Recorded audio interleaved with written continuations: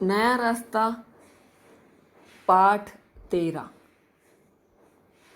मीनू के हॉस्टल का वातावरण कुछ शांत सा हो चला था। चहलकदमी करते हुई लड़कियों के झुंड अब बाहर नहीं दिखाई दे रहे थे। मतलब चहलकदमी मतलब लड़कियां घूमती फिरती थी, यहाँ वहाँ आती जाती थी। अब वे लड़कियों का जो ग्रुप था, झुंड यानी कि ग्रुप, वो अभी यहाँ वहाँ नहीं दिखाई दे रहा था, क्योंकि सभी की परीक्षाएं समीप आ रही थी, नज़दीक आ रही थी। सब अपने अपने कमरों में बैठी अपनी पढ़ाई में व्यस्त थी, बिजी थी। उनकी परीक्षा शुरू होने में सिर्फ 15 दिन शेष रह गए थे। अभी 15 दिन ही बचे थे और उनके एग्जाम्स आने वाले थे, इसलिए लड़कियां अभी सीरियसली पढ़ाई करने लगी थी। मीनू बचपन से ही पढ़ाई में विशेष रुचि रखती थी। परीक्षा के दिनों में तो उसे खाने की सुध भी नहीं रहती थी, मतलब उसे न खाने पीने की सुध ही नहीं होती थी, पूरा दिन पढ़ाई पढ़ाई पढ़ाई। वह आजकल कॉलेज भी नहीं जा रही थी। परीक्षा से पूर्व का अवकाश चल रहा था। परीक्षा के पहले जब छुट्टी देती है ना, पढ़ाई करने के लिए, तैयारी करने के लिए, तो वो छुट्टी चल रही थी। वह हर समय अपने कमरे में अपनी पुस्तकों के साथ रहती। जब पढ़ते पढ़ते थक जाती तो अपनी सहेली माया के साथ बैठे 5 मिनट बातें कर लेती थी। आज मीनू को कुछ ज़्यादा ही थकान महसूस हो रही थी। उसके सिर में तेज दर्द था, हेडेक हो रहा था। वह अपनी किताब पेट पर रखकर तकिए के सहारे लेट सी गई। मीनू का चेहरा बुखार के कारण तमतमा रहा था, मतलब उसे बहुत ज़्यादा हाई फीवर हो गया था, इसलिए face has become fully red, गर्म भी हो गया था। माया अपने पलंग से उठकर मीनू के पास आई और उसके माथे पर, सिर पर हाथ रखा तो दंग रह गई, हैरान हो गई कि बाप रे, इसको कितना बुखार है। उसका शरीर ज्वर यानी कि फीवर से तप रहा था। उसे इस हालत में देखकर माया स्वयं ही उसके लिए दवाई लेने चली गई। उसकी ऐसी स्थिति देखकर कि बाप रे, परीक्षा के दिन आने वाले और ये इतनी बीमार पड़ गई है, वो जल्दी जल्दी गई और उसके लिए दवाई लेने चली गई। इस समय मीनू अपने कमरे में अकेली थी। तेज ज्वर के कारण उसके सारे बदन में दर्द था। बहुत ज़्यादा फीवर होता है तो बॉडी कैसे होता है, वैसे उसके पूरे शरीर में बॉडी हो रहा था। ऐसे समय में हर किसी को अपनी माँ ही याद आ जाती है। सच में जब आप बच्चे बीमार होते हैं तो सच में बच्चों को सबसे पहले माँ याद आती है, क्योंकि माँ ही उनकी पूरी तरह से देखभाल करती है।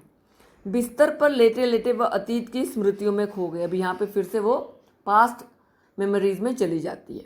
एक बार जब वह 8वीं कक्षा में पढ़ती थी, 8th स्टैंडर्ड, तब उसे तेज ज्वर हुआ था, बहुत हाई फीवर हुआ था। ज्वर में उसने न जाने क्या क्या बड़बड़ाना शुरू कर दिया था। मतलब वो इतना ज़्यादा फीवर था तो उसे होश ही नहीं था कि वो क्या बात कर रही है, ऐसे ही बस अनाप शनाप बोली जा रही थी। उसकी इस हालत को देखकर माँ की आंखों में आंसू आ गए थे, माँ रोने लगी थी। डॉक्टर ने बर्फ़ की पट्टियाँ सिर पर रखने के लिए कहा था, आइस पैक लगाने के लिए जैसे कहा था ना, वैसे। माँ ने सारी रात बैठकर बर्फ़ की पट्टियाँ उसके सर पर रखी। सारी रात माँ उसी के पास बैठी रही। सुबह जब उसकी आंखें खुली तो माँ के चेहरे पर सारी रात जागने की थकान स्पष्ट दिखाई दे रही थी। माँ ने पूरी रात जागकर उसकी सेवा की थी ताकि मीनू का ज्वर, मीनू का फीवर उतर जाए। परंतु उस समय तक मीनू का ज्वर उतर चुका था, उसे फीवर कम हो गया था। इस बात का उन्हें संतोष था, सेटिस्फैक्शन था। आज मीनू को अपनी माँ की याद आ गई। इतनी बुखार में उसे अपनी माँ की याद आ गई कि किस तरह से बचपन में माँ ने उसकी सेवा की थी जब वो 8वीं कक्षा में बीमार पड़ी थी। यदि माँ होती तो उसकी कितनी सेवा करती। कितना तेज दर्द था शरीर में, अभी भी उसे बहुत ज़्यादा बॉडी एक हो रहा था। परंतु यहाँ मीनू किससे बदन दबाने के लिए थी? यहाँ पे कौन है उसकी सेवा करने वाला? माँ तो स्वयं ही उसका सिर दबाने बैठ जाती थी। माँ का निश्चल प्रेम, सच में माँ को बोलने की ज़रूरत नहीं पड़ती। किस तरह से माँ अपने बच्चों को बीमार देखती है तो उनसे ही बैठा नहीं जाता, और किस तरह से अपने बच्चे की सेवा कर लेती है। निस्वार्थ भाव से निश्चल प्रेम होता है माँ का अपने बच्चों के लिए। वो पूरी पूरी रात जागकर उनकी सेवा करती है ताकि उनके बच्चे ठीक रहें। परंतु माया भी मीनू का कम ध्यान नहीं रखती थी। मीनू को ज्वर से पीड़ित देखकर वह स्वयं ही दवाई लेने चली गई।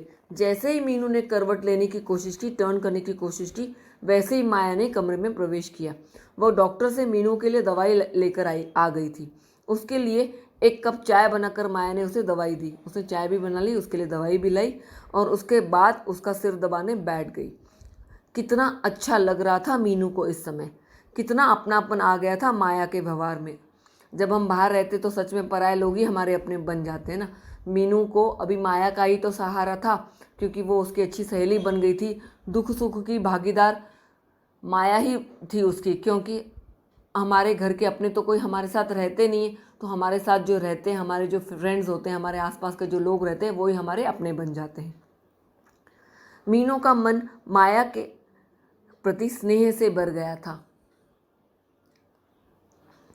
सिर दबाने से मीनू को इतना आराम मिला कि न जाने कब उसे नींद आ गई और सुबह ही उसकी आंख खुली। इतना अच्छी उसने देखभाल की कि उसे नींद अच्छी आ गई और सुबह ही उसकी आंख खुली।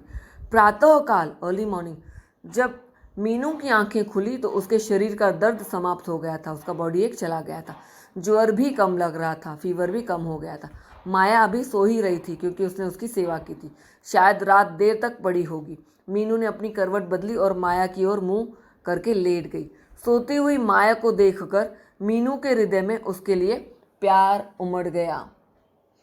ये प्रश्न पूछा जाता है, मीनू का मन माया के प्रति स्नेह से क्यों भर गया? मीनू ज्वर से पीड़ित थी। माया ने जब उसे ज्वर से तपता हुआ देखा तो वह उसके लिए डॉक्टर से दवाई लेने चली गई। दवाई लेकर उसको पिलाई, उसका सिर दबाने बैठी। दवाई के साथ सिर दबाने से मीनू को बहुत आराम मिल गया था और उसे नींद भी आ गई थी। तो माया का प्रेम देखकर, निस्वार्थ भाव की सेवा देखकर मीनू का मन माया के प्रति स्नेह से भर गया था। किस तरह से निश्चल मन से माया ने उसकी सेवा की थी, उसकी देखभाल की थी, एक सच्ची मित्र की तरह। घर से बाहर रहकर ही दूसरे लोग ही अपने हो जाते हैं। ये बात हमेशा पूछी जाती है। सच में घर से बाहर रहकर ही दूसरे लोग हमारे अपने हो जाते हैं। अभी अभी समझाया। माया की जब आंखें खुली तो मीनू की दवाई का समय हो गया था। वह तुरंत बिस्तर से उठी। उसने मीनू को दवाई दी। दूसरे दिन मीनू का ज्वर उतर गया था। Second day she was fine. 2 दिन की बीमारी में ही मीनू को काफ़ी कमजोरी, वीकनेस, जब फीवर आता है तो बहुत वीकनेस आ जाती है, तो उसको भी बहुत वीकनेस हो गई थी। कुछ ही दिन पश्चात मीनू की परीक्षा शुरू हो गई थी। उसने काफ़ी लगन, मेहनत व साहस का परिचय दिया। मतलब बीमारी होने के बावजूद उसने पढ़ाई की, उसने पढ़ाई नहीं छोड़ी, उसने हिम्मत करके पढ़ाई की और अच्छी तरह से परीक्षाएं दी। उसके सभी पेपर अच्छे हो रहे थे।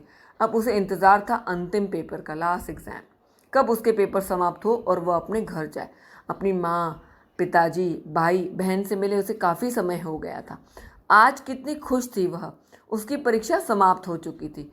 कितना उत्साह था उसके हृदय में अपने घर जाने का। कमरे में पहुंचते ही उसने सारा सामान संवारना शुरू कर दिया, पैक करना शुरू कर दिया। परीक्षा के दिनों तो हम सब सामान यहाँ वहाँ फेंक देते हैं, टाइम नहीं मिलता है दूसरा कुछ देखने के लिए, तो यहाँ वहाँ बिखरा हुआ सारा सामान इकट्ठा करने लगी। कमरे में पहुंचते ही उसने अपना सारा सामान संवारना शुरू कर दिया।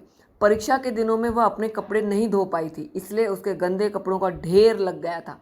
उसने अपने गंदे कपड़े एक बैग में भर लिए। दूसरी ओर माया भी अपने घर जाने की तैयारियों में लगी थी। उसने भी अपना सारा सामान लगाया। वे 2 महीनों की छुट्टियों में अपने अपने घर जा रही थी। अभी 2 महीने की छुट्टियां थी, वार्षिक परीक्षाएं खत्म हो गई थी, इसलिए वे अपने घर जा रही थी। 2 महीनों की छुट्टियां थी। माया व मीनू दोनों एक ही साथ हॉस्टल से अपने घर जाने के लिए निकली। उन दोनों के घर के रास्ते अलग अलग थे। मीनू को मीरापुर जाना था तो माया को अलीगढ़, इसीलिए उन दोनों ने वहीं से एक दूसरे से विदा ली। दोनों ने एक दूसरे को बाय किया और वहाँ से निकल पड़ी। अभी इसमें ये प्रश्न और पूछा जाता है, बिस्तर पर लेटे लेटे मीनू अतीत की स्मृतियों में कैसे खो गई या क्यों खो गई? मीनू को याद हुआ आया जब वो 8वीं कक्षा में थी, तब बचपन में उसे एक बार बहुत ज़्यादा तेज़ ज्वर हुआ था।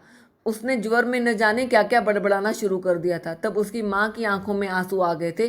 डॉक्टर ने बर्फ़ की पट्टियाँ सिर पर रखने के लिए कहा था। माँ ने सारी रात जागकर बर्फ़ की पट्टियाँ उसके सिर पर रखी थी, तब जाके कहीं उसका ज्वर कम हुआ था। रात भर माँ उसके पास ही बैठी रही थी, उसकी सेवा कर रही थी, वो सो नहीं पाई थी।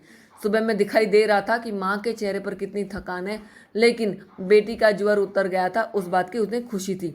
सुबह मीनू का ज्वर उतर चुका था। इस प्रकार से मीनू को माँ की स्मृति हो आई थी, बचपन की स्मृतियाँ हो आई थी।